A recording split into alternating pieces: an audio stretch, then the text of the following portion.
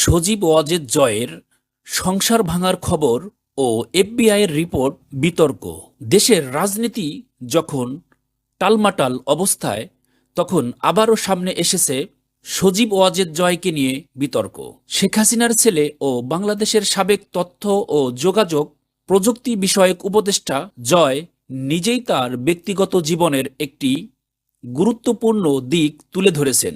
পাশাপাশি যুক্তরাষ্ট্রের federal bureau of investigation FBI এর একটি রিপোর্ট নিয়েও তিনি সরব হয়েছেন।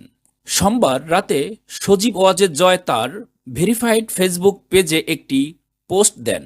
সেখানে তিনি জানান, ক্রিসিটন এবং আমি আর একসঙ্গে নেই। আমরা প্রায় ৩ বছর আগে আলাদা হয়েছি। এই ঘোষণার মাধ্যমে তিনি প্রথমবারের মতো তার ব্যক্তিগত জীবনের এই অধ্যায়টি প্রকাশ করেন। জয়ের এই পোস্টের পিছনে রয়েছে আরও একটি বিতর্ক। সম্প্রতি যুক্তরাষ্ট্রের এফবিআইয়ের একটি রিপোর্টে ফাঁস হয়েছে, যেখানে তার এবং তার স্ত্রী ক্রিসিটনের ব্যাংক হিসাব নিয়ে গুরুতর অভিযোগ তোলা হয়েছে।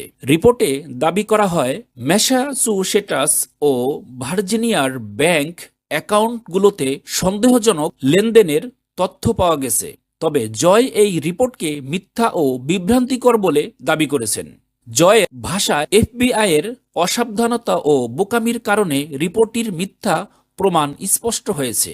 তিনি আরও দাবি করেন, রিপোর্টে গুরুতর ভুল রয়েছে যা প্রমাণ করে এটি সঠিক নয়। একজন আন্তর্জাতিক রাজনীতি বিশ্লেষক বলেছেন, এ ধরনের ঘটনা শুধু রাজনৈতিক নয়, বরং ব্যক্তিগত বিষয়েও একটি চাপ তৈরি করতে পারে। এটি জয়ের রাজনৈতিক অবস্থানেও প্রভাব ফেলবে। রাজনৈতিক উত্তাল সময়ে শেখ হাসিনার পরিবার নিয়ে বিভিন্ন বিতর্ক সামনে আসছে।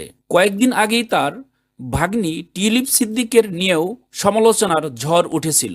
এবার রোষানলে পড়লেন জয়। ব্যক্তিগত জীবনের এই খোলাসা এবং এফবিআইয়ের রিপোর্ট নিয়ে বিতর্কে নতুন করে আলোচনার জন্ম দিয়েছে শেখ হাসিনার পরিবারে। সজীব ওয়াজেদ জয়েরও এই পোস্ট তার সমর্থকদের কাছে একটি বিস্ময় হয়ে এসেছে। তবে এর ফলে রাজনীতিতে কী ধরনের প্রভাব পড়বে তা এখন বলা কঠিন।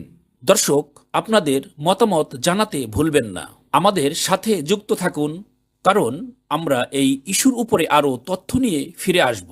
আজকের মতো এখানেই শেষ করছি। দেখুন নিউজ 24/1।